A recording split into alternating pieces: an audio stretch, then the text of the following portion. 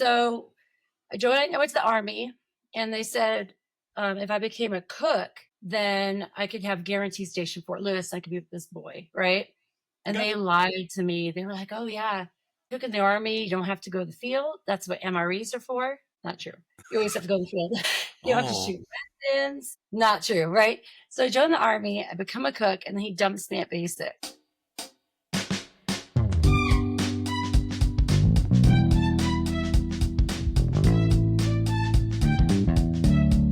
welcome back to the Swayside Connection podcast. And who do we have on today's episode? Hi, Martha. Hey, and so what are you drinking over there? So this is Brew Doctor. It's a kombucha. It's just Brew Doctor is the brand. So where do you find that at? Costco. Nice. And then what flavor is that? Iced tea lemonade. Nice. You Nice. can see it. It's funny because usually when I see kombucha, I rarely see it in a can. I usually see it in usually glass bottles or something like that. So that's pretty unique. So nice. You're the second person to be drinking kombucha on this podcast. So that's awesome. You guys are doing it over there. So, What's the other one? it was Ralph. Ralph Feltus had, and same thing. He got his from Costco as well. And I think it was I forgot the flavor though, but he's a big proponent of that just because it helps with his stomach stuff. So, but yeah, how'd you get into drinking kombucha, by the way? So I've moved a lot, Okay. and I've lived all over. And when I lived in California, twice now, I got really into health, and Nice. it's just healthier than soda, and it tastes good. And so, yeah. Yeah. No, yeah. That's awesome. That's awesome. So, how did you hear about this podcast that you're now on? You reached out to me through Nice. Facebook. Nice. Yep. Yeah. Yep. Perfect. I didn't know about it until then. So, and Awesome. since then I've watched 6 of your episodes, and they're Thank pretty you. awesome. Thank you. Yeah. And so just, a little podcast about Spanaway and about growing up in Spanaway. So I like to start from the very, very beginning. So where were you born? And then when did you come to Spanaway? So I was born in my grandmother's basement in Tacoma.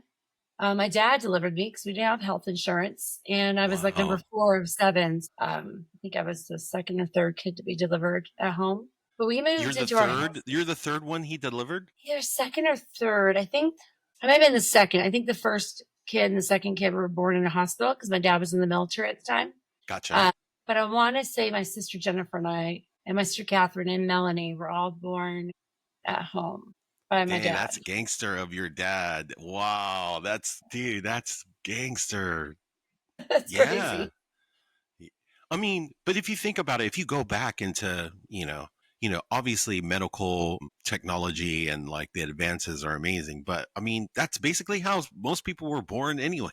A lot of people were not born in hospitals back in the day. So, and as civilization, we have survived. So man, that's pretty dope. And then, so that's dope. So you were kind of you grew up in the area, and were you guys in, so you said you were born in Tacoma, and then, and even if they bark throughout the episode, and I can edit all this stuff out, but even if they bark through the episode or whatever, it's the software does a pretty, oh, this cute dog. Even if they bark during the episode, it's all good. The software does pretty good of kind of muting them out, so you don't have to worry too much if they do that. And then the other thing I forgot to also bring up is if I get disconnected or you get disconnected, just hit the link and it'll come right back. And also if the screen looks blurry, if I look blurry, don't worry.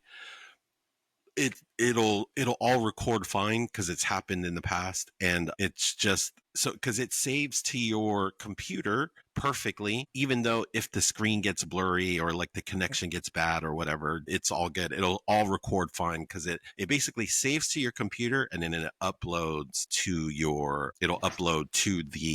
website as we start talking. That's why Riverside, this is a random plug real quick.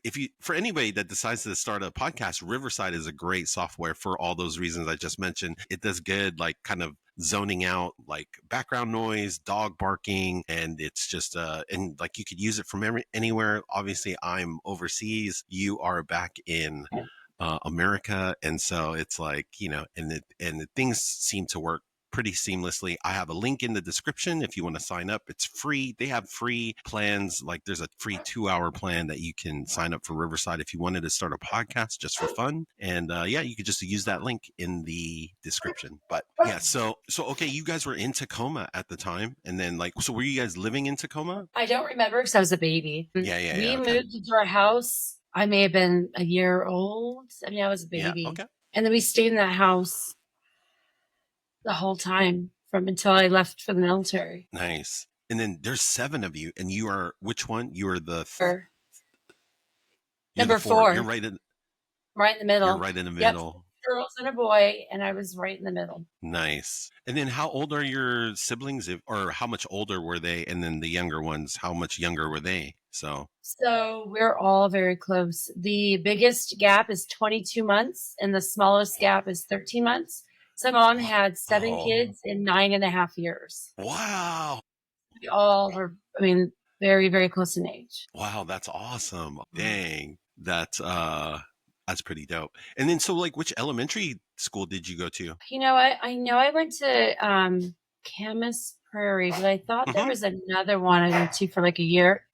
I just don't remember. Yeah. I don't remember. I'm sure I heard it. It wasn't Evergreen, but it was Natchez Trail. What's the other one? Camas Prairie, Thompson. Camas Prairie was being built. And so for 1 year, I just remember there was an elementary school people were at, and then the Camas Prairie stood up, and then some people moved over there and some people stayed. I just cannot remember. Yeah, no worries. I mean, we're talking 40 years ago. So I know. It's having people try to remember stuff from last week is sometimes a struggle, let alone 40 years. So don't worry. It's all good. So, it could have been Elk Plain. What's the other Plain. one? That's it. It was Elk Plain. Yeah, see? That was it. Yep. Good memory. Good memory. So random, like it's funny because I went to Evergreen, but I was like once a week, I was in this random program.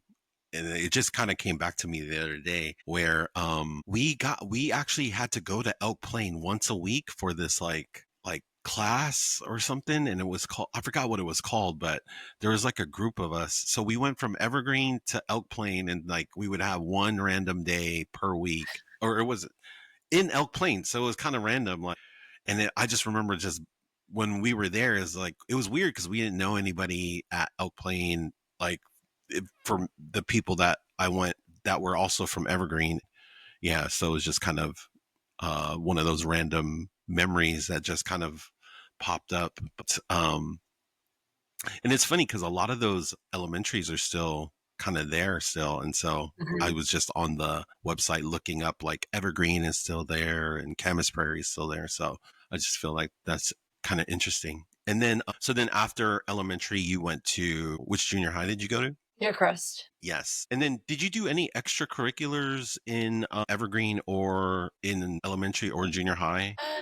I was in band. I played the drums, so I was a drummer for percussionist for middle school. So I played the drum set, and I also played just the drums. Nice. And then, and do you have any memories from like elementary or Cedar Crest? So I didn't have the most pleasant memories. I actually hated school because I was teased a lot. I remember I was teased a lot, and I felt like it wasn't fair because there were so many kids. It was like I automatically just inherited being teased. They used to make fun of my last name. It's so dumb, right? Yeah. But it was like I couldn't get away from that. And high school was the first time I was able to be around like the Spanaway junior high kids. They never teased me. It was just weird. You know what I mean? But when you go to the same people from elementary school all the way up, it's like some people never grew up, and it's like they tease other people for whatever reason to make themselves feel better. They bully people for whatever reason to make themselves feel better. Yeah. Maybe they're being bullied at home. Maybe they didn't know how to do anything to bully people. I don't know. But I did not like school until high school because I was bullied so much. And I felt like there was nothing I could do to stop it. Like I didn't know why it was happening. It just always did. From the minute I joined elementary school or kindergarten, all my brother, my sister older than me, it happened to them. All my younger sisters, it happened to them. It's like, that's crazy. It was awful. It was awful. Yeah. So I don't really have a lot of great memories. A lot of them are pretty terrible, actually. Like terrible. Yeah. Dang. And that's why, man, thank you for sharing that, because it's like a lot of a lot of times, especially like on this podcast, sometimes we romanticize the past and like, hey, things are so good back then, but then, hey, maybe they weren't good for everybody either. And so that's why it's like, man, it's, very, it's such a crazy thing to like think about, like just how mean kids Mhm. are, like, especially at a young age, especially like elementary school, like, damn, that's Yeah. messed up, and going up to junior high. And so it's crazy that like it wasn't that as bad when you got to high school. So it's just like, man, that is, The same people that would tease me in elementary school and middle school were still trying to tease me in high school. But I think at that point I had made enough good friends that other friends. not Yeah. only would defend me. So Kristen was one of the very first friends, and she defended me in actually on the bus in or junior high. And she was a popular girl, and I was not. But she was bullied. He was just a big bully. He was mean, and she told him to sit down and get away. Basically, that was the first time, and I just looked at her like, wow, what an awesome girl. And then we were on the step Yeah. team together, we were best friends. And Michelle Dwyer was another one that always defended me. Like she was Yeah. always just, they were just such good girls. Like they were just awesome humans. You know what I mean? Yeah. Awesome. Yeah. I was just going to say good people, amazing Mhm. humans to, Standing up to yeah. people who were bullies. And I don't know, it was Yeah. nice. I mean, 'cause they didn't have to do that, and they did. There's a few people like that. I remember a girl named Yvonne. She was a grade higher than me. She was the same way. When she would see people picking on me for no reason, she would just stop them or yell at them or yeah.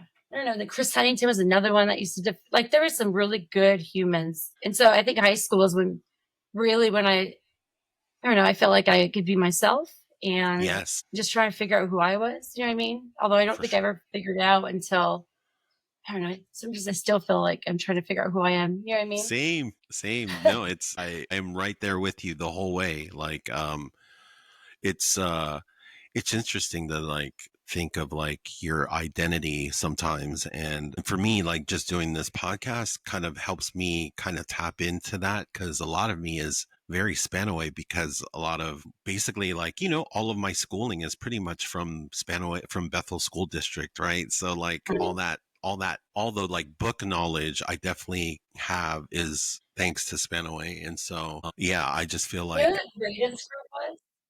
what's that? The greatest group outside of my step team with, Chu Young and Tanya and Kristen, but the greatest group was actually the Maniac Clique. I remember they were all boys and they were so nice. They were never mean. They never picked on me. They always had me come sit at the table. Do you remember them? Shout out to the They had like Maniac. maniacs. Yeah, no, Do you that's remember? dope. Like they, And we've Terrence had a few of Tucker them and on, so no, that's dope. And like some of them listen to this, so no, that's amazing. they were Yeah. good humans. They were never like bullies. They were just like if you had noticed it for lunch, they always like, "Hey, come sit with us." Like they were always so nice, like good humans. Sean No, that's Smith, all of them, good humans. You know what I mean? yeah, no, that's Brandon dope to promoted. yeah, no, that's what I'm saying, man. It's dope. Because you're because you were 98 and then did which of your siblings were at school the same time as you? They all were at some point because we're so Yeah, close in age, but true, almost. yeah. So Jennifer was there when I was a sophomore. She was a senior, and Okay. then Catherine was the one I hung out with the most. She was on step team with me. She was the blonde sister, and she was a year behind me. And then when I was a senior, Catherine was a junior, and Melanie, second youngest, she was a sophomore. Wow, so there was three of you your senior year all at Spenaway Mhm. Lake. Nice. So you were in step team. So you were in step team in high school. I was, and I still Okay. played the drums. And then senior year, I stopped doing step and stopped doing band, and I just tried to do as many, or I should say, as little classes as possible to Hey, not that be at was school. yep, yep, yep. I was kind of over it. But I was on the step team 10th, 11th, and then in the symphonic and jazz band, I guess, for drums. You know what's crazy is I thought step team was a normal thing. And now, so I've been all over the world, military, I've been stationed all over. And when I tell people I was on the step team, they're like, "Oh, for college?" I'm like, "No, high school." They're like, "What? High school is a step team?" Like, yeah. And Yeah. of course, people have, they look at me and they're like, "Step team, step team." I'm like, "Yeah, I was a Yeah. drummer. Drums on your body. Like, what do you?" Yeah, I was on the step team. And they're like, "Well, what kind of school did you go to?" I'm like, "I don't know, regular school." Like, it's just so weird. I guess we were Yeah. the unique ones having a step team, but it was so much fun. Did you So you ever hear about high school having step team besides ours? that's not I haven't really asked that question, but I pretty much kind of assume, I don't know if I assume that everybody has a step team, because I mean, I felt like, man, we just had a lot of like kind of cool things to do. Like basically there's a, I don't know, I always felt like we were kind of different in just even inside of Pierce County. I felt like Spanaway, we were different from all the other schools. It's because I didn't feel like we were, and so I don't know if any of those other schools had what we had. I knew we were unique though, like, and then like also growing up, also finding out that so many of our high schools in the area like had a pool inside their school. Like I didn't like, so some of those things like you don't realize, like I was like, whoa, you guys have a pool in your school? Like, and then most, cause like I talked to most people like that were from Washington State that had a pool, and they were like, yeah, you needed to, because I don't know how to swim. But like a lot of high schools, they require you to take like a swim class because there's a pool in the school, and so basically you would. So it's like little stuff like that. Like I didn't think that all these other schools had. I didn't realize that they had pools, but it's like I guess it would go the same with groups. Like didn't realize like maybe a lot of these other schools had step team too, and maybe some of the, I guess it's not a thing. I guess it's just a fraternity college thing. yeah, Apparently. I know it's like a big thing in for like college, for some college fraternities and sororities and stuff though. But because you joined, like when you was that, how'd you get into that? So one of my friends from church, Jennifer Bailey. All these names have changed because all these women have been married Yeah. since then.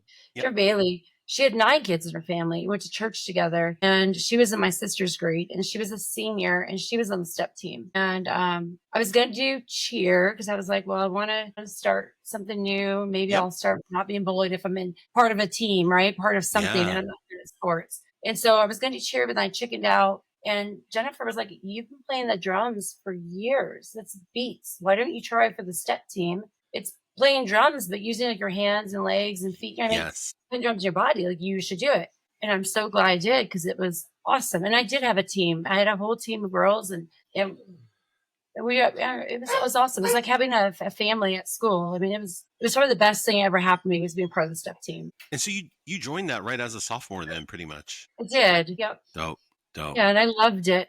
So I loved being part of a step team. I felt like no matter what, nobody was going to pick on me anymore because I had a group of people that we all defended each other. If that makes sense. Yeah, Kind of like a sport. absolutely. You all have each other's back. You know what I mean? And so I loved it. I absolutely loved it. It's kind of interesting you say that because it's crazy. I brought up the fact that like a lot of my memories from high school, I noticed there I didn't see a lot of people getting picked on as much in high school, Mm-hmm. and junior high is different though, because it's like I think like obviously like your story, but I don't know. There's something about high school where I don't remember seeing it as much, and that, and if I did, I hope I would could be one of those people that would try to stop it, because I don't know. It's one of those things where you see it a lot in like in movies and stuff where you have Mm-hmm. that happen, and I'm pretty proud to say that it wasn't as big of an issue in high school, so but no, like, yeah, man, everybody wants to kind of be part of, we're like human beings, we all want to be part of something and be Right. accepted, and so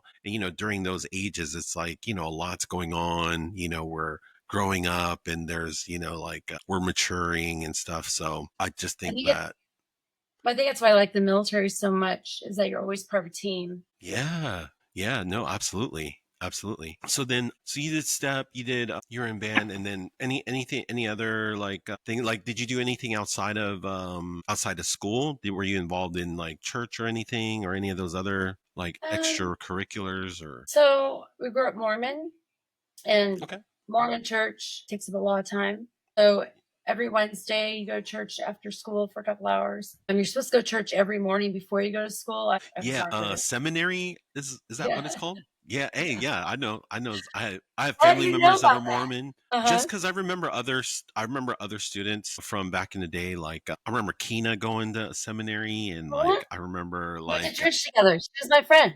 yes, exactly. So like I just kind of remember, and then I remember back then asking like, whoa, you gotta go somewhere before, like school starts early already. So Mhm. like I was like, and I think it was ninth grade because she was like in ninth grade, we started school at Spanaway Lake. And then because we took this math class. And then Oh, wow. I think that's how I found out that she was going somewhere else before that class. And I was like, whoa. So I Yeah. was like, dude, so you got to get up super early and then go to Mhm. that thing and then come to Spanaway Lake and then go to Cedar Crest ninth grade. And so I was just like, dude. And I was like, I just remember being like so thankful that I didn't have to wake up because I was already struggling to. I think like seventh grade, it was so hard for me to wake up because I felt like Cedar Crest started so early. And I was like, dude, we're just Mhm. 12-year-olds and 13. Like, damn, you guys are making us wake up at like 6, 5 a.m. or whatever kind of Mhm. crazy hour. And so I think by high school, I would think I acclimated a bit better. No, it's, yeah, no, that's, I think that was just hearing those stories from like people like, and then I was like, oh, dang, this do all that's when I kind of asked, I was like, man, does everybody kind of do that? And I remember her kind of saying that, yeah, a lot of people do. And I was just like, whoa. So that blew my mind. But I worked at McDonald's, the Parkland one by the skating rink. yes. I think, is that one still there? Probably not, right? Wait, so yeah, is that McDonald's one in by Parkland? 112? I haven't been home in like 30 years. Well, Yeah, I no, don't know, no, no. 28 years. So I just remember like the skating rink was by the McDonald's off So it Parkland. wasn't the close, it wasn't the one in Spanaway, right? It wasn't the one right there by Sprinker or Yeah, Sprinkler. oh yeah, Isn't yeah, that Sprinker. Oh right? yeah, yeah. Oh, you meant the ice skating rink. I thought you meant by the roller skate. Yes. Yeah, yeah, Oh, yeah, no, yeah, no, yeah. no. Oh, sorry. No, the ice skating rink. Yes. I can't Yes. remember names because I haven't been home in so long. I left for the Army in 98. I did come back to Washington State. I was stationed there, but I left in 2000 and I haven't been back since.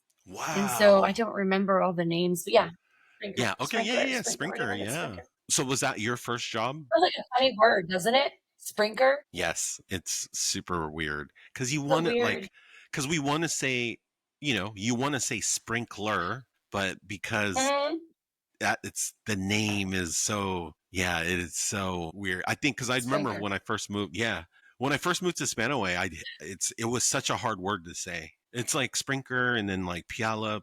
There's just like weird. Mhm. They're just weird words. And then, but once you live there long enough, it's like nothing. And then it's just like okay. So That was like when I lived in Hawaii for a while. At first, it was weird because you spell every vowel, like wahi yes, wa, and like yes, everything is spelled out right. And like leaky looks like highway, right? But then yeah, once you get used to it, it's just normal, right? yeah, absolutely, absolutely. Yeah, because then the OG Hawaiians too, like all the W's are supposed to be pronounced like V's, Yep. right? So it's supposed to be Hawaii, and so it's just Mhm. like okay. But Samoan's very similar. Like you say all the vowels too, and even though my Samoan's terrible, but yeah. So when did you work at? Like, what grade were you in when you worked at McDonald's? How'd you get that I job? so I just went to a bunch of places, Yep, made applications, and they hired me. It was the nice, summer right before my senior year. gotcha. Okay, nice. I worked at McDonald's. Yeah. No, that's dope. What you call it? Do you have any like favorite teachers or favorite classes from high school that you remember? I have a favorite class. I don't remember having a favorite teacher because I think I was never good at school. Mm-hmm. I feel like elementary school, middle school, high school, most of it, and maybe it's changed, right? But I remember it being mostly based on like memorization. Everything Yeah. is a test, everything's memorization. Everything has to be written a certain way, done a certain way. Like everything is like there's no creativity with it. And if you Yeah. maybe are neurodivergent, or say you have ADHD, or maybe you're dyslexic or whatever, like you're not going to do well in school. Yep. College is very different, right? I just got my master's and I had a 4.0, very different than Yeah. in school where I was like a D student. And I was never good. So I feel like now the teachers actually liked me because I wasn't good in school. But I do remember my favorite class was a Shakespeare course. I could take it in place of English and I loved it. I did very well because it was like, That was a high school class? and it counted as senior level English. And it was What? Shakespeare. And so we got to learn all these plays and we got to like translate what that play meant in other ways. So I remember like To Tame a Shrew, I compared it to a song. Gosh, what is it? It's gonna bother me. It's the song where Push, maybe Push. I like to push you. Oh, it has it go. There's a song called Push. It's years ago. Let me see. I Yeah, yeah. think it's a male group. 90s song Push. Please, it's like I want to push you away, and I will, and I will. How's it go? By Matchbox 20. Push. And I remember that was Okay. my presentation, and I break down the lyrics to how related to the play, and like every assignment was like that. And so I think it was like one of the only A's I ever got. That and like chemistry and math I usually did pretty well in, but anything where it wasn't like logic and anything where it's memorization, I usually did terrible, like terrible. Yeah. Any kind of English course, I didn't do Yeah, I well. mean, History, everybody English, learns any of that. differently, and that's why it's the school systems are, like you said, I feel like they're so structured, and at least when we were growing up, and I feel like there's like they try to do better today, and now there's so much. I think school has to change, obviously, with all this like new AI stuff that's kind of Right. coming out, and so you can't just have memorization. But no, I can't believe that was even a class that Yeah, Shakespeare was a class. That's tight. That it it's was my crazy how many. favorite. Oh man, that's awesome. Yeah. You said it's crazy. What? No, I just think that it's crazy that was like and I feel like also the way we picked classes when we were in high school was a terrible way to pick classes because it's kind of like you remember that like you're basically in the lunchroom and then you had to kind of find your teacher and then sign up for that class in Oh that yeah, period. I forgot about that. And I Oh think my if gosh, there it's such an ineffective way to do it. That's what I'm saying, and I think that if, because I think I would have took that class. You know what I mean? Like, I think if there was like a better way that everything was laid out for us to pick classes, I think I would have picked classes differently. But no, that's kind of a crazy thing. So yeah, man. So I'm glad to hear that your high school years were better than your maybe elementary and junior high years. Do you have any memories from high school that like good memories? So, I mean, sure. I remember like liking Spanish class. I loved going to band. I don't know. I think most of my good memories were based on just like the interactions I had with people. Uh, Yeah. and the times I think I felt like I had some kind of like accomplishment, you know what I mean? Like when I got that A in that Shakespeare's course, or I get like first chair for drums, or because I felt like I wasn't good at a lot of things. I still feel like I'm not good at a lot of things, right? Um, Yeah, but when you are, I think that's, I don't know, it's a great moment when you feel good about yourself for a moment. You know what I mean? I think absolutely. especially at a time in high school or just when you're young, when you're struggling with just, I think most people struggle with self-esteem and struggle with, what are they good at? What are they not good at? What do I want to be when I grow up? Because I see my children who are 14 and 12 and a half, both girls, and just watching them struggle, you know what I mean? With like Yeah. self-esteem and having to have moved so many times and Well, just make yeah. friends where they've gone and just watch them. And I'm looking at them like, wow, but you're perfect. You're good at everything, right? But they're looking at themselves and it's like they pick themselves apart so much. And I feel like maybe that was most people in high school. They were just better at hiding it. You know what A I mean? Or thousand even percent. high I school. think 1,000%. And from doing this podcast, you don't realize how insecure almost everybody was on that's Mhm. come on here has kind of brought something similar of that nature to the podcast and just kind of bringing that up. Like for me, like I assumed that almost so many people that I thought were, very confident, they all like everybody kind of still had some like little bit of insecurity, and so I think it's very natural, and I think it's something that for some of us it goes beyond even high school years. Like there's people, you even for me, I'll wake up and sometimes I'm always kind of wondering like who I am, and so it's I feel like it's something that as you get older, one of the good things is you do get wiser, but then you also start caring less about like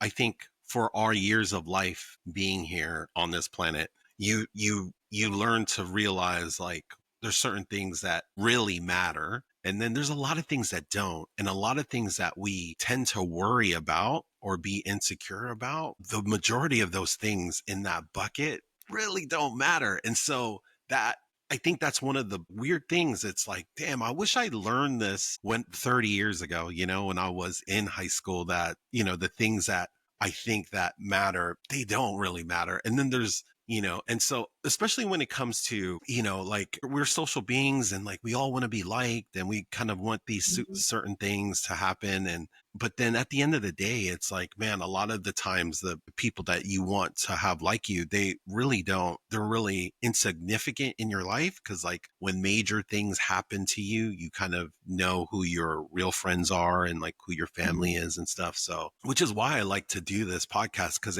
like, I would never really sit down and reflect on these things. And I'm glad that, I have guests like you that are willing to come on and be so transparent and so, just like sharing, just things that you were going through during that time. Cause I think people can learn from it and just sharing like your experiences is cause it's crazy because of like, what you've become and like who you are now. So, which we'll eventually get into. So like, sorry, I just kind of went off on a tangent there. No, it's perfect. It's perfect. Yeah, but no, like I feel for basically anybody in that, for everybody's, for kids that are in like, they're so, because I feel like social media has been like a good tool, but now because of, you didn't really get to see what other people are doing when we were growing up. Like you kind of had to guess. And like, unless you were a celebrity and you were on Yeah. TV, those were the kind of people. Now you pretty much see everybody doing everything. And so a lot of times that, like, I couldn't imagine being like that age where, I feel like it's easier to be insecure, like through those like, 12 to 18 years. I feel like that insecurity is only magnified now because you could see what other people your age are like doing and stuff like that. And so I feel like that possibly makes it harder for, like for kids like your daughter's age to like overcome, when it comes to insecurities and stuff like that. Cause now you can compare yourself to a million images of like all these other, kids and even adults just doing all these like things, and you're judging yourself amongst a million other people when it's just like, man, it's 99% of those people that you're looking at you'll never see or hear from or talk to. And so Right. yeah, so I don't know, it's just one of those things that it's kind of like weird for us today, or for the kids today I should say. So Since doing this podcast, yeah, because how was your high school life? Because you were one of the cool kids. You did a lot of sports, right? Football. for sure. Yeah. So do you feel like it was a great 3 years? Like, did you ever look back and think there was times of just insecurities or sadness, or was it just like fun for you? Yeah, I mean, it was mostly fun for me, Yeah. but like it's funny because it's like my junior high and high school were kind of night and day. Like I didn't really have as much fun in junior high, and I didn't, I wasn't involved in that. I didn't really do sports until my like very last ninth grade year, so I wasn't really like involved like that. I was in choir during that time, and that was always fun. Like choir was fun the whole way through, just because I liked singing. And then we always had like a trip, like, and that's kind of where I realized, man, I really love going, like just going places, and like I love traveling. So then, but for high school, yeah, no, I think because I felt like high school was such night and day from my junior high experience, I had a lot more fun in high school. But at the same time, I definitely had some, especially my senior year, I had some definite like depression issues, like my senior Mhm. year. But outside of that, it was pretty good though. But like, I still like, I had that, there was something inside of me that wasn't fully formed. Like I definitely, in like any type of confidence, it was kind of fake, Mhm. so it was, and I feel like that kind of came out my senior year, and that's kind of how I fell into a little depression during our senior year. But for the most part, it was, I tried to hide that, but no, for the most part. And I think for me, like my favorite part is just kind of being able to meet a lot of, like, just like you said, like good humans, like you kind of meet good humans along the way. And Mhm.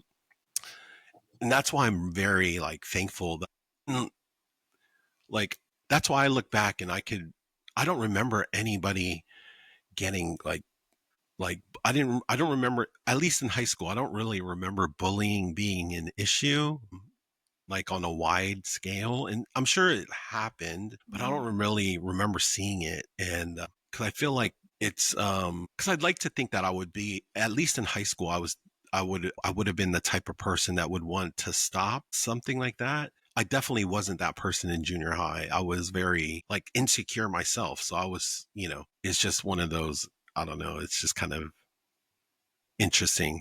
And then like kind of like how you said, like I'm still trying to find myself even since then, like, like every day I'm trying to figure out, like who I really am. I have a good sense now, and like I said, as you get older you get wiser and things start kind of clearing up of like who you, of like what matters to you. But it's still, I just feel like that's just part of being a human, is just kind of figuring out your place and figuring things out for yourself and kind of understanding that. So but I would say overly positive, but it wasn't perfect, and I don't want this podcast to be like, hey, Spanaway was this perfect place, and it's just like, it really wasn't, so We had a um shooting in our high school. Like it was actually pretty dangerous place. Do you remember that? well, I've shared this story before too, and I think like when I was in elementary, like we were only there for like it's the first 2 weeks, and then there was like this crazy murder that happened like 2 streets away. Like, yeah, it was Really? like, yeah, where it was like this dude, he shot his ex-wife and the new husband and his own two daughters or something like that, Oh, and then killed himself. And then it was just like, that was like my welcome to Spanaway moment. It was like 1989. Like if you Google it, like it'll show you all the details. And then like where did you, randomly, yeah, it's so crazy because where it's did you come still. from? Where'd you come from?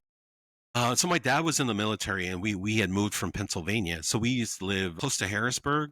My dad was stationed in Pennsylvania from The basically from when army? I. Yep, he was in Army. Yep. What base is in Pennsylvania? It's not there anymore, but we were stationed at the New Cumberland Army Depot. So it was probably like half an hour away from Harrisburg, Okay.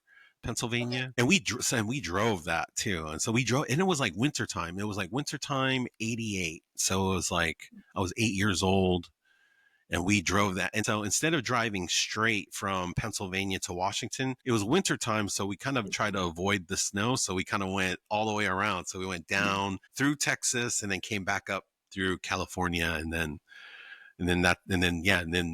we got stationed. And then, I don't remember, like, yeah, I think when we got there, that's when we came to Spanaway, and it was crazy. It was like I said, it was like the first month we had just moved to Spanaway. It was just like this crazy like murder happening, and it was just like, dude, I was like, where are we? And like I was just like, Hold on dude, one so second. that's My door's open and my cat's down here. no, you're good. Oh, hold on one second. Sorry. Sorry, I'm back. My No, door you're is open good. for my dog and my cat. I didn't want her to run outside. No, that's She's so straight. She's outside. Well, she's not anymore. We found her in Monterey. And nice. and so I won't let her go outside, but the door is open. So I just wanted to make sure she wasn't going to get out. Yeah. All right, kitty. Sorry. I love animals. So we had two No, that's rescue dope. pit bulls and a Yeah. scraggly old cat, but we love her. So how many animals do you have? You have two dogs, you said? And then And how many this one cat, cats? Oh, one. nice. Do Yeah. the dogs ever, do they ever mess with the cat? Are they cool with, are they all, does everybody all cool together? Kumbaya? Mhm. That's good. Yeah. That's good vibes. I think that's cause definitely something that they probably get from you. So like if you're calm, then usually everybody else, like all the animals tend to be pretty cool and chill. So Do you have pets? not really, kinda. There's so many stray dogs here on this island, and so there's like a dog that I do feed. In fact, I just fed it like when you were looking for pictures, and so but and then that dog had like seven puppies, and so but we gave away all the puppies because there was like seven puppies, just kind of like it was just too much. It was too crazy, and so we gave those puppies away, and we just kept one. So yeah, we kind of have a two dogs. So we have the mom and the puppy now, but yeah, I love animals too. So they're pretty chill. it's just here is like there's kind of like they kind of have a stray dog problem. There's just there's so many dogs. Like if you were to walk at night, there's just dogs everywhere and it's just kind of crazy. And I think it's weird because it's like you see this in a lot of islands, like all over the world, where like you have these crazy dog populations. Cause I talk like, it's weird because I'll talk to people like even people that are like in Europe, like in like Sicily, or and then I talk to my friends that are like in Guam, and it's just like there's like this weird dog problem that these island places have. And so I don't know, it's just kind of I don't know, this it's kind of interesting though. So but so what was that like, I think this might be a time like, man, so what was that like growing up with like so many of you guys, like seven, there's seven of y'all, you know what I mean? And so what was that like in your household? It was tough. It was great, but it was tough Yeah. because there's 7 kids. We had my parents had a bathroom. My one sister and my other sister's quadriplegic. She shared a room with the quadriplegic sister, and she had a bathroom. But my brother and Yeah, brother four and other I, sisters. Yeah. so, yeah, we all shared one bathroom. Dude, that's And so tough. just fighting over that bathroom, and then Yeah. I don't know, just it was just tough. You always had hand-me-downs. Everything was hand-me-downs. Yeah. Food, I mean, we always had food, but it was more like whoever ate their food first got seconds. And so I grew up being a very fast eater, which Yeah. probably isn't the Which is a bad greatest. habit. Yeah. Great at basic training, but not so great anywhere else. Yeah. Yeah. Um, Man, do you have any memories of like any like old like places from Spanaway that you used to go to or No, not really. Because my dad worked a lot. So my mom basically, she had her car and then had 7 kids, one in a wheelchair to bring everywhere. So we didn't go a lot of places. for But sure? I do remember people would come over. So Randy Pomenotis, he was probably one of my favorite humans. He would come Nice. over all the time. So he was, I think, Filipino. Yep. I think he's Filipino. And my Yep. mom, she has celiac disease. She would make a lot of Asian food because it didn't have gluten. I mean, soy sauce, but she would do like gluten free. But like Yeah. most of pasta is rice based. Yeah. Everything's really rice, right? And so we did or sweet potato based or something. And so she'd make a lot of like different foods, and he would come over all the time. My mom loved him because he would just eat all the food. Most people would come over and be like, "What is this? What's I don't know." We'd make like chopped Questioning What did you stuff. say?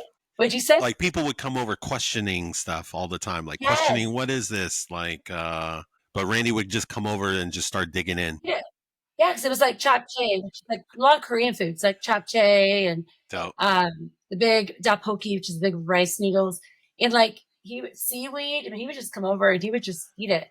And I went to his house like once, and his grandma made some kind of her mom somebody. It was like some egg, like an egg pancake, very similar to like what the Yeah, yeah. Koreans. Um, Yeah.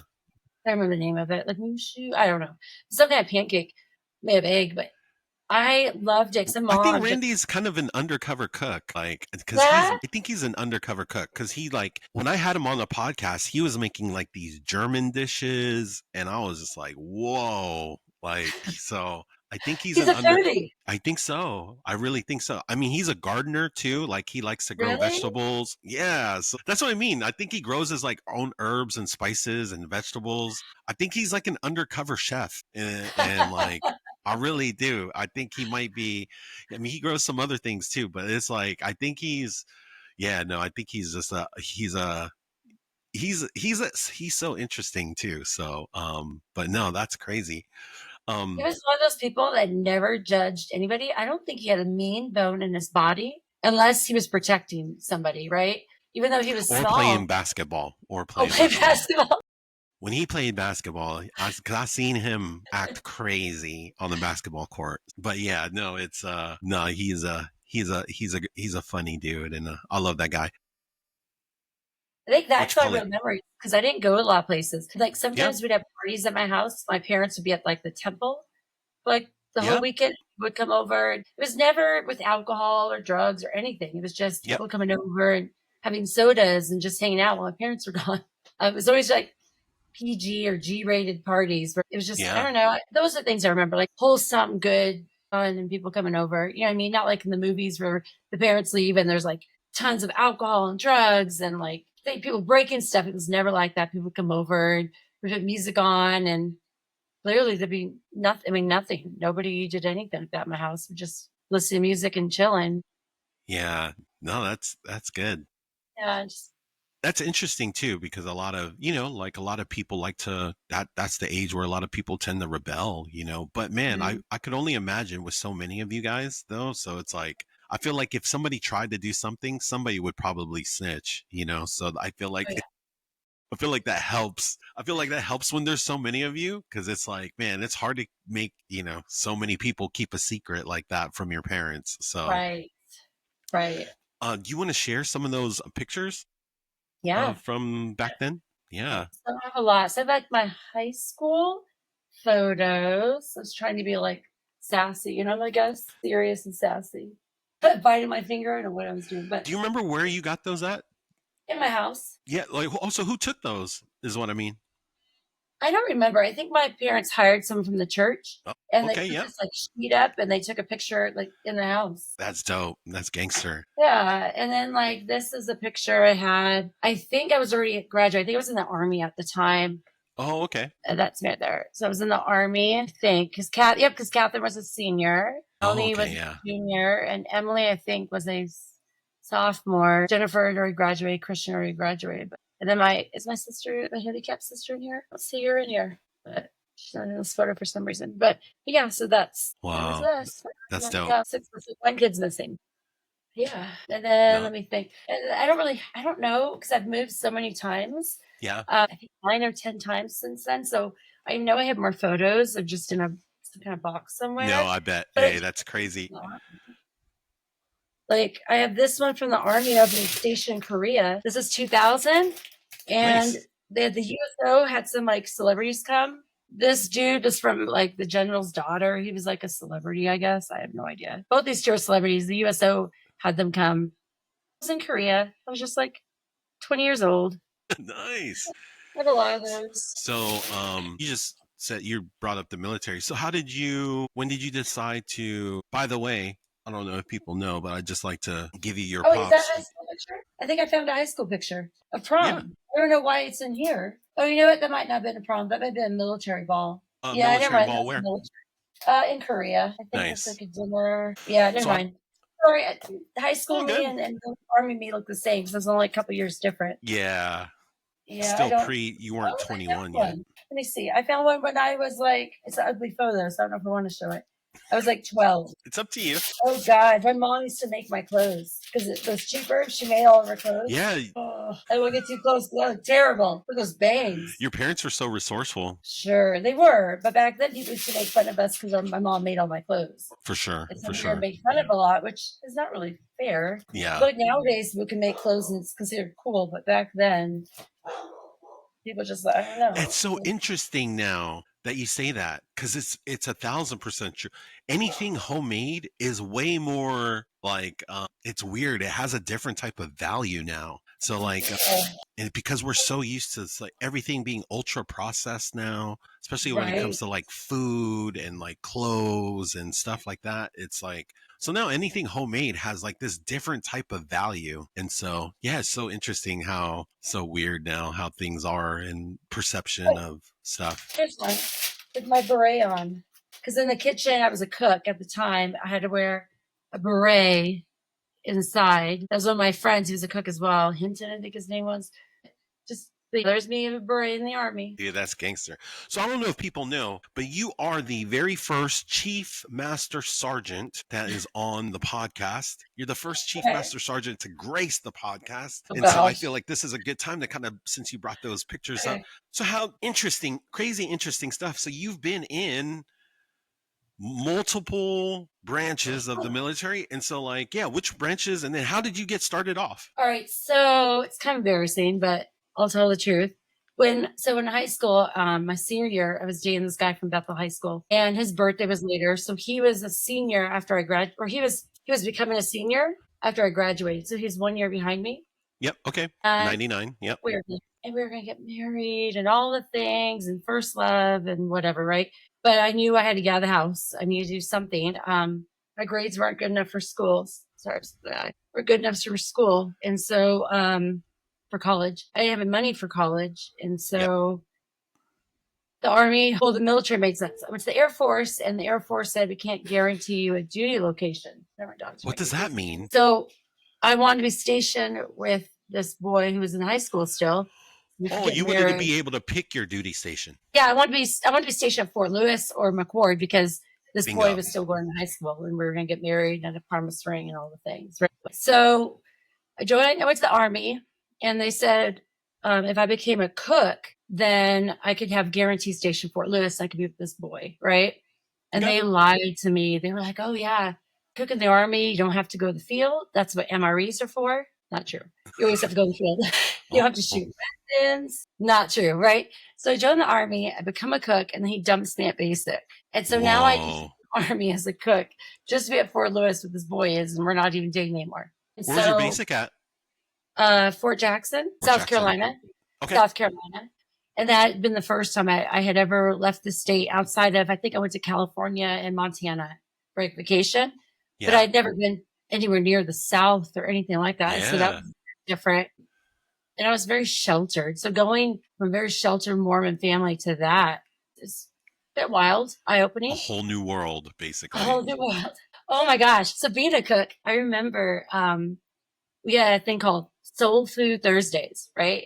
I grew up in Spanaway. We didn't have soul food. Like soul food, what's soul food, right? And so I had to learn how to cook catfish, ham hocks, black-eyed peas, greens, pig feet, you name it. I've learned how to cook so many things. And like I wouldn't know how to cook half of those things. Like I've eaten them, but I wouldn't know how to cook them for sure. Like, no, that's crazy. So you're picking up some crazy life skills and like, culinary techniques and skills for like stuff.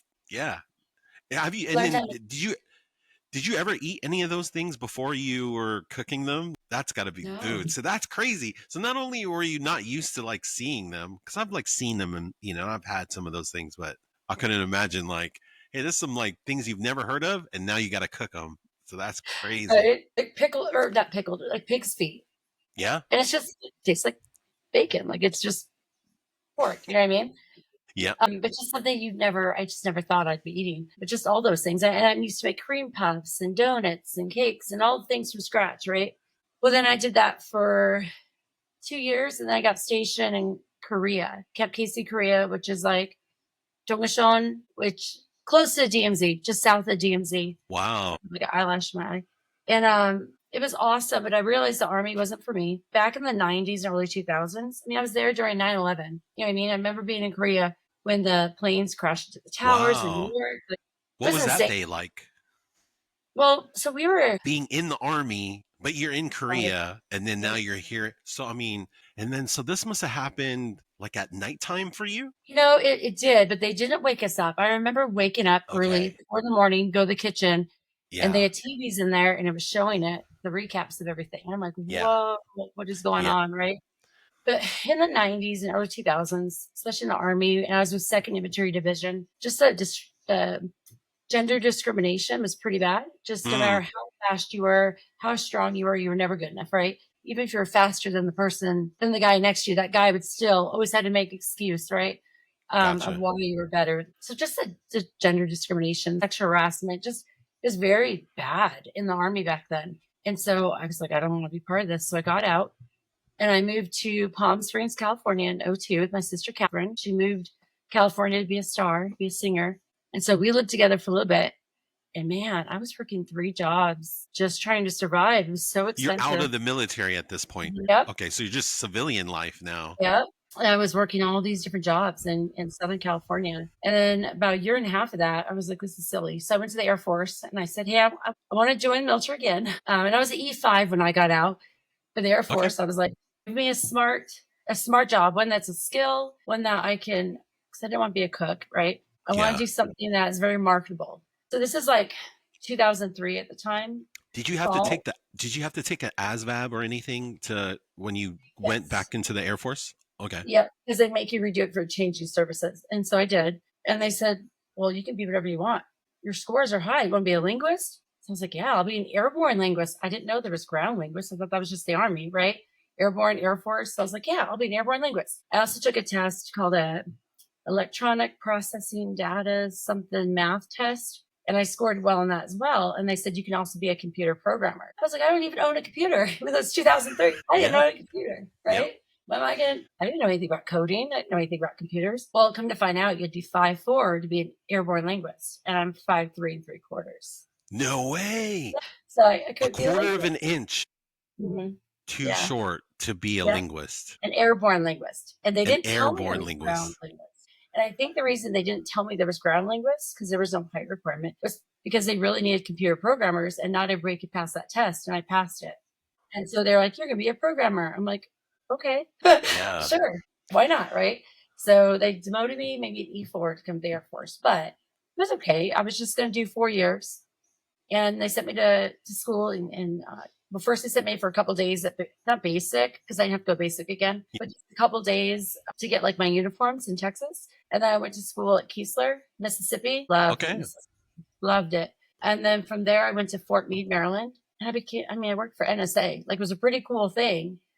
Went from cook in the Army to computer programmer in the Air Force, right? With the top secret security clearance. Before, I didn't even have a secret. I had nothing in the Army. And so it just goes to show that you really can do whatever you want. Like, nothing should hold you back from doing whatever you want, right? Yeah. I had a code, and I'd never That's even. profound right there. A cook in the Army to computer programmer in the Air Force. Dang, my that's bachelor's in something. pure science. I went to school at night, University of Maryland, and I got my degree in pure science. You know what I mean? And I was never a good student, so I didn't think I could even have a degree in it. But yeah. And when I got to Maryland, it was very expensive. And so I went to school almost full time.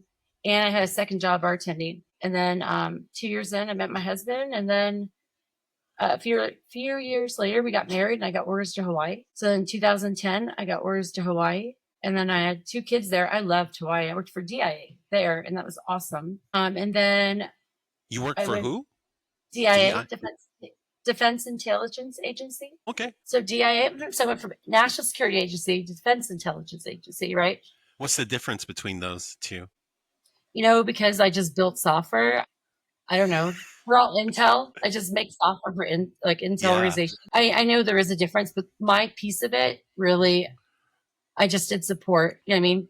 Yeah. Building software. So I didn't really get to see anything cool. Like, I didn't do the cool stuff with those agencies. Okay. No, but so they're both intelligence agency. They're both intelligence for the federal government. Are they both federal government agencies, both of them? Okay. Mm-hmm. And then, man, so we went so fast through your computer programming. So you did your first computer programming stuff was in Mississippi? I learned how to do it. Mm-hmm. And then in Maryland. How long was that? How long was that training? How long did that take? It was only supposed to be 11 weeks. But I didn't do so great at first. I washed back. Once for just I couldn't pass the test. And the second time for chickenpox, because you can get chickenpox twice, apparently, in your life. Oh. And I had second time. So I washed back twice. And so it took me probably 4.5, 5 months.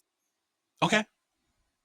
That's still not very long. I feel like even because I feel like, man, those are things that I feel like would take years for some people to kind of learn. It's like going through a program 4 or 5 months, and who knows, maybe circling back those 2 times might have actually helped you in the long run, kind of really digesting sort of that type of information, you know what I mean? So I did it. So the reason I got my degree in it was because they just teach you pseudocode, like Visual Basic. So it's not very much. And when you go to your base, you have to just basically pick up a book and figure out whatever language they want you to learn. Whoa. So you wanted to really learn, understand.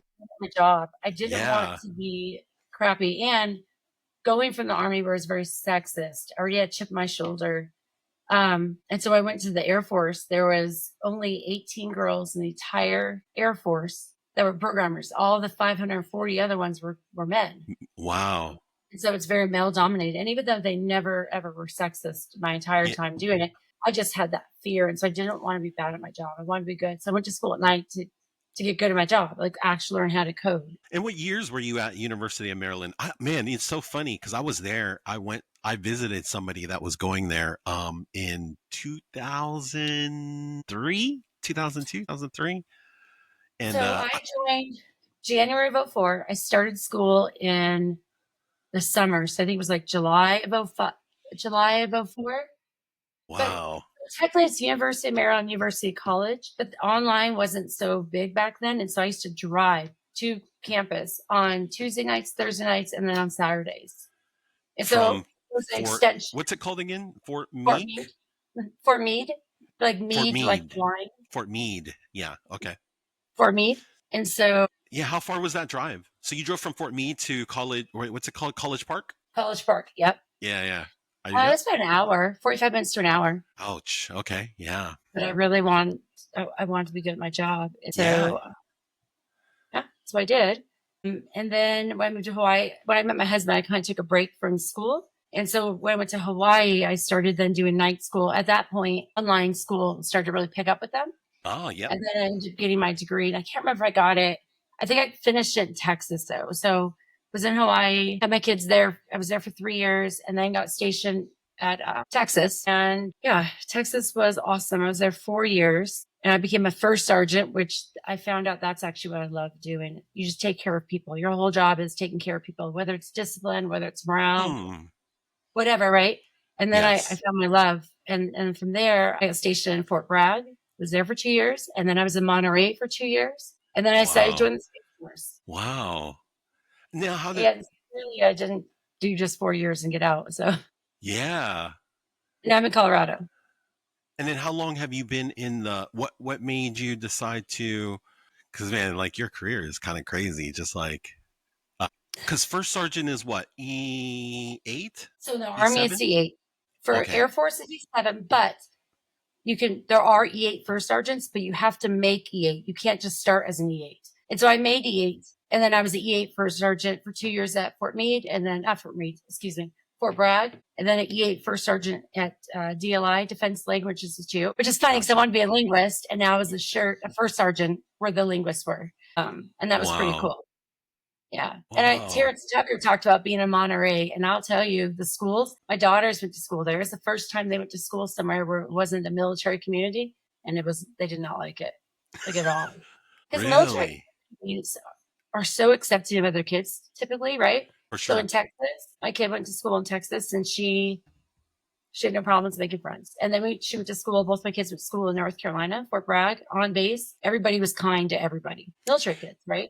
Yeah. And then we went to Monterey, and it was all these snooty rich kids, and it was not military, and it was really hard. And then COVID hit, and it was difficult. And so the reason I joined the Space Force was I realized that saying that kids are resilient and you can just move them whenever you want is not fair. It's not fair, right? It's not, yeah. And so that's why I joined the Space Force, because they promised stability.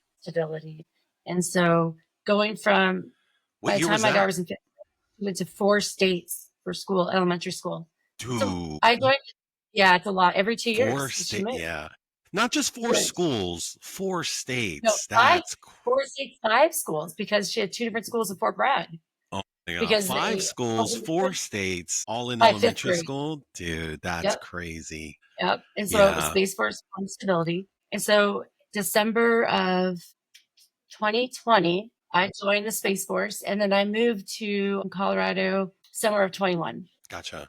Yeah, I think part of the, like being part of that military community, because so many other people, man, everybody's in the same boat. Like, like everybody's moving, there's people coming and going, and it's like everybody's acceptant of that lifestyle because they're a part of that lifestyle. So it's like, but man, going into a place where it's just all civilians, I could imagine where it's, and I felt like Spanaway was kind of like that. There was, like just from me moving, myself being a military brat, it was, I don't know, it was interesting, growing up in Spanaway, but it's like just doing these, just hearing about so many military families, and like now, like there's a handful of us like you who lived that life that our parents did, where, and like for you that's crazy. I don't know if people caught it, but you said that you've moved 9 or 10 times. That's wild, Yeah, and I grew up in the same house, never remember ever moving my whole life. And then here I am taking my kids to all these places, thinking that a good thing, because I always wanted to move, get away from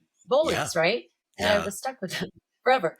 And so I didn't want my kids to go through that, but it's just so different, right? Now it's a different problem, because now it's like moving too much. It's like, it was like one extreme where you never went anywhere, your whole like, childhood. And then like, now you're an adult. So now you kind of overcompensated. And part of it is because of your career, but now it's like where you're just moving way too much. So like, the fact that, so then you were already in the Air Force when you went to Space Force, It right? And was a so direct you transfer. see, wow. I didn't even Mhm, realize that people could do something like that, like a direct mhm. transfer. So that's Yeah, and it's awesome. wild. It's a very small service, and so for E9s, there's only like 50 of us. Wow. There's not very many. But I'll tell you, I think the service has been the greatest thing to ever happen to me. Mm. Especially, I think maybe I switched the army. I didn't really enjoy my time in the army, but at least at But I least think you becoming still a learned, sergeant. you still learned some things from being in the army, even though maybe you didn't enjoy it, but I think it's kind of like with anything, like, when you first start things, a lot, you're going to suck at it. And like that whole situation pretty much sucked, but it wasn't bad enough where you were like, hey, I'm never going to go back into the service, because you did. So maybe, like, who knows, like that was the stepping stone to get you to come back to go to the Air Force, and then that really Mhm. set things off. So, but that's no, Yeah, it's you're just right. I think if I wouldn't have been a cook in the army, if I would have just done Air Force right away, I think they were going to offer me dental hygienist. yeah, and then Because, that would have put you in a whole totally yeah, different like trajectory, and I wouldn't be able trajectory. to Thank you. Yeah, and I wouldn't have even been able to join the Space Force, right? My whole life could have been different. And so I guess everything happens for a reason. But because the yeah. army was so bad, and then I got out and I tried to be on my own, I realized I didn't have skill and I wasn't ready for school. I didn't know what I wanted to be when I grew up. You know what I mean? That when I went to the Air Force, I knew, give me a good job. I want something that makes a lot of money in the real world. I don't care what it is. I'll figure it out. Right. Yeah. Um, but now my master's is in HR and organizational development because I know I want to do something with people when I grow up. When I get out of the military, I want to When do. you grow up, that's dope. No, that's so like amazing. I love that. That's like, no, that's dope that you're, like, you went to go get your master's in something that you love, and that like that you want to do, and that you want to help people. And so no, that's I don't like coding. I think computer programming, I do not like it. I can do it. I don't like it at all. It's such a lonely thing and it's so frustrating. yeah. Like most people, when they code, they forget a semicolon. Not me. I'm not dyslexic, but I'll flip letters. I'll Yep. misspell a variable. And so the function goes to call the variable. It won't see it because it's spelled wrong. But I'll look at it and I won't notice it. And I'm looking for like the missing semicolon, right? No, it's because I spelled words wrong. And so it won't find it and it crashes. And I just get so frustrated. I don't like it. I love just helping people. Like if I could just help people all day long, that's all I would do. And that's why I want to do like strategic level HR, like building policies for companies that help everybody, solving problems for everybody. You know what I mean? Like that's Yeah. where I'm passionate. I guess in helping those people that maybe don't have a voice, or helping those people that are maybe being bullied in their life in the military, or even like in companies, or maybe they're not meeting their goals, but it's not because they're bad humans. Maybe they're just not sure how to do it. You know what I Mm. mean? Maybe they're just neurodivergent and they're different and they need to do things differently. And someone to help identify that and build programs and policies to help them be successful. Like that's what I want to do when I grow up. Because that's kind of what I do now. And I love it. Because I'm like an installation level chief. I don't know how to explain to it. Like your dad is army or your mom? My both, actually. My mom was reserves. She was a nurse, and so she went to. My dad was active, enlisted. My mom was a nurse in the army, so, and then she was reserves. So she would, what is that? She only did it for a few years, but like maybe like a 4 year stint in the reserves. So like once a week, was that 1 week in a month, and then like she went to San Antonio for her training, and so, Mhm. but she wasn't in very long. But no, my dad was active, and then that's how we came to Spanaway, and that's how I grew up, in that. But yeah, but So they it's were like both army. So think of the command sergeant major of the base of the Okay. installation. That's equivalent to idea. So I'm the command. We don't have command jobs. We don't call that in the Space Force. We don't call them command chiefs or command master chiefs or command sergeant majors. We're just chief, right? And so, but my job is I'm over the installation support. So all the base level support. So over like the defenders, security forces, MPs, whatever you want to call them, civil engineering. I have 3,700 people that fall under me, and so it's awesome. And since doing military, I've traveled a lot. I've been to Singapore, Australia, Kwajalein Yeah. Atoll, Hawaii, almost all the islands of Hawaii. Almost.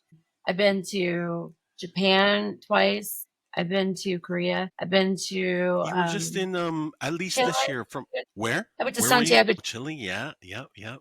I just saw that because you were in Europe like earlier this year. I remember seeing that. Like, I was out in of all, Greenland and Denmark, and I've been to England and Germany, like all TDY. It's not station number, all TDY. what's TD? It's like a business trip. Nice. And then when you go on these TDYs, how long is it usually? It depends. It could be anywhere from a couple of days to a couple of weeks, depending. The Wow. job I have now, I don't travel that much. The job I had before this, I traveled 2 to 3 weeks every month.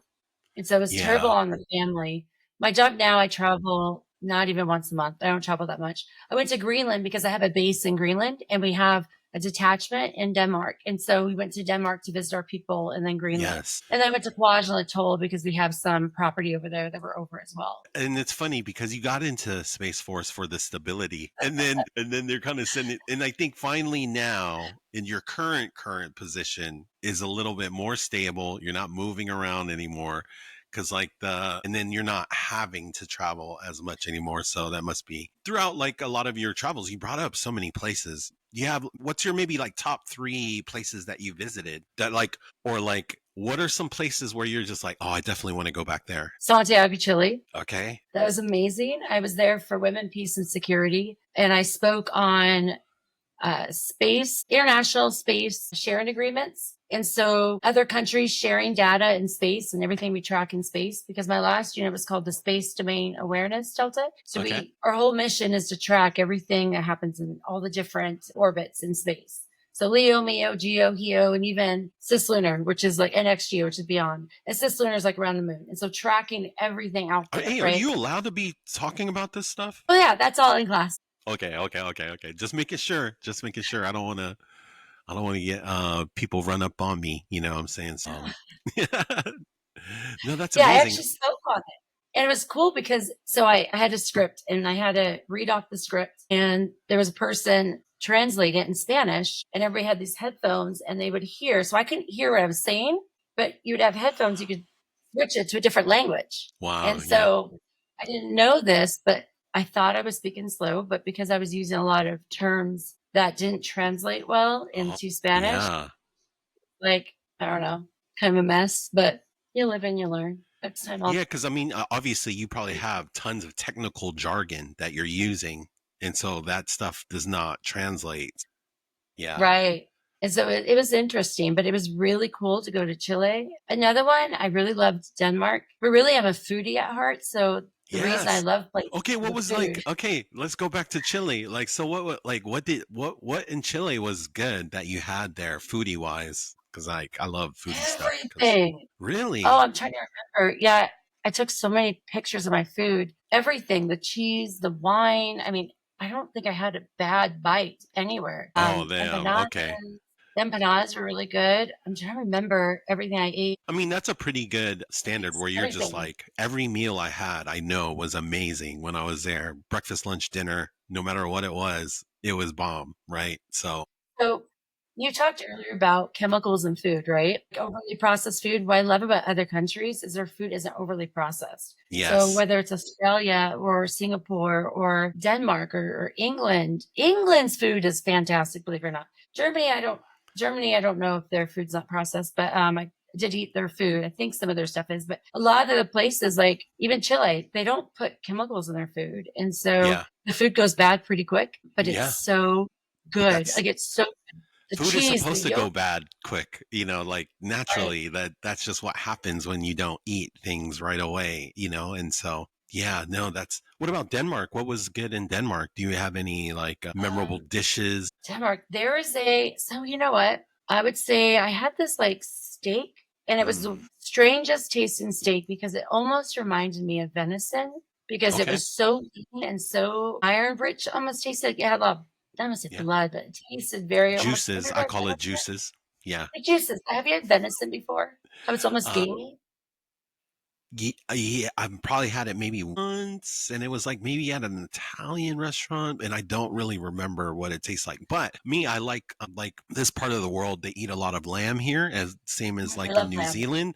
I love lamb too. And like a lot of people that I talk to say that lamb is kind of gamey. And so I kind of like that gamey flavor. Like I like, so like if you were to tell me it's gamey, I don't know if 100% I would like it, but 90% I probably would like it because If I you kind like of like, lamb, yes. yeah, And you so, would. yeah. It's because the How meat do you have your like steaks corn, cooked, by the way? How do you like your steak medium cooked? to medium rare, Okay. Yep. medium Same. or medium rare, Yep. depending. Same. Oh, Yeah. but Denmark, Medium, I went to medium rare. Sweden. Denmark What? and Sweden, the salmon was so good. I went to Sweden just for a night. We just went and got dinner in Sweden Nice. because we're so close to Denmark. But Yeah. the pastries are like, they look fake because they're so perfect. Really? Japan's the same way where everything is about image and looks when it comes to food. It's all like art and all the food, like it was so pretty. The pastries actually. It's funny because you brought up Germany. And so I remember I was visiting some friends in Germany when I was there. And I remember going to a bakery there. And like, man, I was not really impressed. We just got some like bread type of stuff, but it was like I was not used to it being as hard. Like that, it was hella hard. And I was just like, because I'm just used to like really soft bread, I guess. And so Mhm. I just remember, yeah, not being excited about the bread that we got. But I do love the food in Germany. I feel like it's really good. I haven't tried the food in basically because I've never been to Sweden or Denmark, but I've heard great things. So, like, what kind of like, England, you have to go to England. Clotted cream is the greatest thing I've ever had in my life. what is that? Clotted cream. So it's not processed. It's just heavy cream that's not processed. So it's almost like the in between stage of like heavy cream and butter. And you Oh, put it wow. on Because I bread. love heavy And cream. it's me too. My coffee is like 2 stevias, coffee, and about 4 ounces of heavy cream. Yes. Oh It's man, so we good. make coffee the same way. Like that's exactly what I would drink. And like I drink it black because it lasts me the whole episode. So that's why like I still have some black. Because if I put any heavy cream in my coffee, like I said, I'll finish it in You'll drink like it. 5. Yeah, I'll kill it. I'll basically take it like a shot and kill the whole thing. So that's why I avoid putting. But that is my favorite thing to put in Mhm. coffee is heavy cream for sure, 1,000. So it's called clotted cream. That sounds like okay. I would definitely sounds like something I would love because My that type of favorite. stuff. It's my favorite thing of all. I've even been to Spain. The cheese in Spain was everywhere I've been. That by far was the best food I've ever had. Was Just the clotted food is just so cream. less processed and it's just like natural and yeah, interesting. And then so your top two. So I mean, you brought up Chile, Denmark. Is there another third place that maybe you would want So to? I loved everywhere I've been. So probably I didn't travel there for work, but when I left the army and came to the Air Force, I was afraid I was going to be fat because they call it the Chair Force. And so I started running marathons back then. I don't Oh do it anymore, but I was wow! a real avid marathon runner. And I did an ultra marathon in Peru, Machu Picchu, in Whoa! 2005 in July, and I remember Whoa! eating the food there and the yogurt in Peru in Machu Picchu. So Cusco was probably the best yogurt, and I'm not even a big yogurt person, but probably the best yogurt I ever had in my life. Yeah, Dude, you've done some crazy stuff. Okay, how many marathons have you done? And then how many ultra marathons have you done? I've been I watching a only lot of did 2 years Goggins of lately, so marathon. So I only did for 2 years, '04 to '06. I met my husband. He was not like a runner, so I just stopped running. I don't know, but I just did it for those 2 years, and I in those 2 years I did the Mardi Gras Marathon in New Orleans. I did the Baltimore Marathon twice. I did the Air Force Marathon in Ohio, and then I did damn, that's 100 the Ultra miles right there Marathon in already. Peru. That You so know, I did how long is that anything. ultra, by the way? Oh, Ultra. So I thought it was anything past 26.2 miles. So if I'm wrong, I apologize. That one was 37.5 miles, and it was at 16,000 feet elevation, going up and down mountains and Wow. yeah, rocky terrain, but it was so much fun. I mean, I loved it. I went with the best friend of mine, me, and her and I, we did the whole thing. It was fun. It was 10 days of just running. We ran in those 10 days over 100 miles. But the one day was the 37.5 miles. Wait, hold up. Why did you run those other days? We just ran. It was a running trip. You ran every day. Dude, that is When I was at Peru, I ate guinea pig because that's like a food staple out there. Guinea pig. They call it cuy. okay. It tastes like duck. I wasn't a fan, but I tried it. Oh, I love duck. I probably would have liked it then. But Yeah. but that's normal for them though, because they have a lot of those. And I'm pretty, you know, you go to different parts of the world, everybody eats different stuff. So it's just like, Uh-huh. I think goat is the most eaten I animal in love the goat. world. I think it's the most eaten animal in the world. I think goat Yeah. is, so. Oh, I've been to Africa too. I've been to Niger, Oh, wow. Bahamas, Jamaica. Yeah, I went to Niger for work too. That was interesting. Yeah. Traveled a lot with the military. It's pretty cool. Yeah. And most of it's in the Space Force. I mean, how is that traveling with them is like going through customs and all those things? Like, is it pretty smooth because you're in the military? Do you get to go through like pretty easy? So it's easier when you have a government passport. I have a government passport, which makes it easy. Gangster. But before I had one, it was difficult. You had to have all these papers, and it was kind of a pain in the butt. It's easier with a government passport. Gangster. Okay, dang, that's That's when true. did you get that? Like when how long have you had Uh, a government passport now? a year and a half. I got it when Oh, I went to so it's Chile. recent. Yeah, Also, it's so much before fun. you used to have all those papers with you and like, damn, that's crazy. And then do you need do you have like clear and some of those like global entry and some of those things that help Yeah. you? Yeah. So, you know, one of the really cool perks are about being in the military? What's So that? you get a lot of these credit cards, like the Platinum, American Express, and Oh, like yeah. I mean, all Marriott, the Hilton, the Chase, all the $600 and $700 credit cards. They waive the fees for military. So I have Whoa. every single like baller status credit card you can get. I don't pay for Yes. any of them. I mean, I pay them off, but I don't pay any fees. I'll have to give those all up when I get out of the military. But so I get clear and I get all the lounges, I get everything because of those credit Yeah. cards. And then you could stack those miles too, right? Are you stack? Oh, Oh, yeah. dang. So you must. Like I'm Okay. going to Hawaii in a couple of weeks and I'm using Dope. points for my credit cards to Yes. pay for the entire hotel. Like I'm not paying for any of it, Dope. but I don't have to pay any of those annual fees at all. And that's awesome that the companies do that for military because they don't Yeah. have to. That's Chase and American Express does it, which is awesome. Capital One does it and Citibank as well. So I have Dang. all the credit cards. Yeah, no, it's all the perks. You're just stacking all your perks up. No, that's super dope. So Yeah. It's safe. before we put all the toys away, real quick, I see you have and you kind of talked about it so you have that Ray Lewis jersey, you have some like Maryland stuff in there, but you say you're not a Ravens fan, but your Yeah. husband is, so And maybe shout out to your husband. So yeah. like, So he collects. So you see there's like a random shoe or cleat that's autographed. He has a lot more. Like he has a David Robinson basketball, like 17 baseballs. They're all signed. I'm trying to look at all of them. Helmets. He has tons of cards. He has the side or what's an Oriole poster with all the Oriole people signed. But he has all those are like just baseball cards in oh, boxes. wow, wow, There's a Jersey stacks. Smith. Yeah, a baseball bat up there. He's just really huge into. I don't know if you can see him all. I would go around the whole room. Because he's from He Maryland, you were saying, he's right? from Maryland, and he's probably one of the biggest sports people I've ever met. And so, since we've been together 19 years now, I've gone to lots of basketball games, soccer, basketball, football, baseball, and hockey. I think I've done all the sports because he Nice. just So loves. do you support his teams, or do you have any of your own teams, or how's that work? I'm a Seahawks fan. Yep, yep, And yep, a yep. Mariners fan, and I'm an Oklahoma fan because the Sonic left, right? And Yep. they don't have a basketball team. But yeah, I just stick with my Seattle teams, Nice. Yeah. even though I don't think the Mariners have ever won a World Series, but that's okay. It's okay. I don't think the Orioles have won a World Series either. But they've won lots of them. Have they? Are you sure? I It don't know. might have been a while. I'm pretty sure they've won a few. I don't know if they have. I'm trying to They think have. if. Yes. How many? They asked my husband. He'll know. Brian, how many World Series have the Orioles won?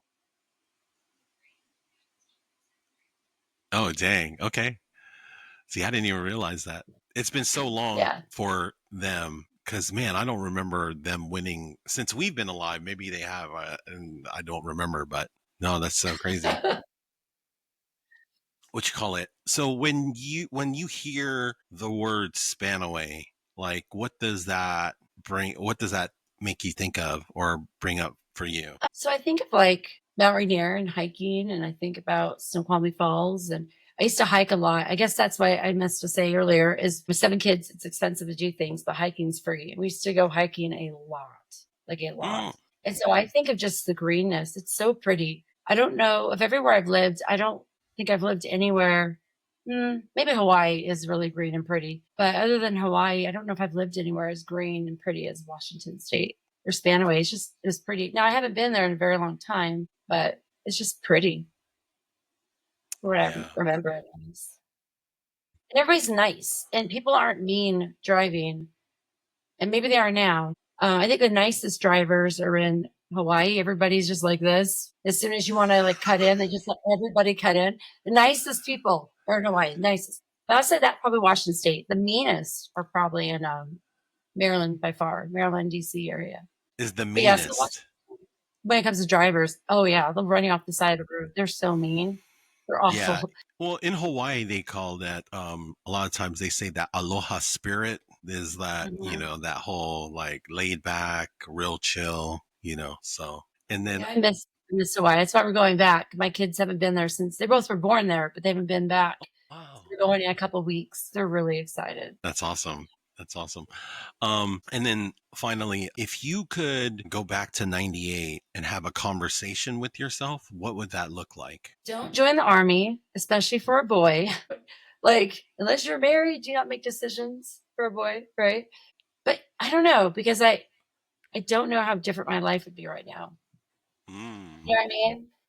And so I'm almost hesitant to give my 1998 self any advice because I feel like some of those mistakes and failures I had to have, even if mm, it's, hey, be more confident in yourself or have more, you know, love yourself more, right? All those things. I don't know if I would have be where I am right now. You know what I mean? I yeah. feel like all those moments, especially failures and mistakes, of what defined me to what I am now.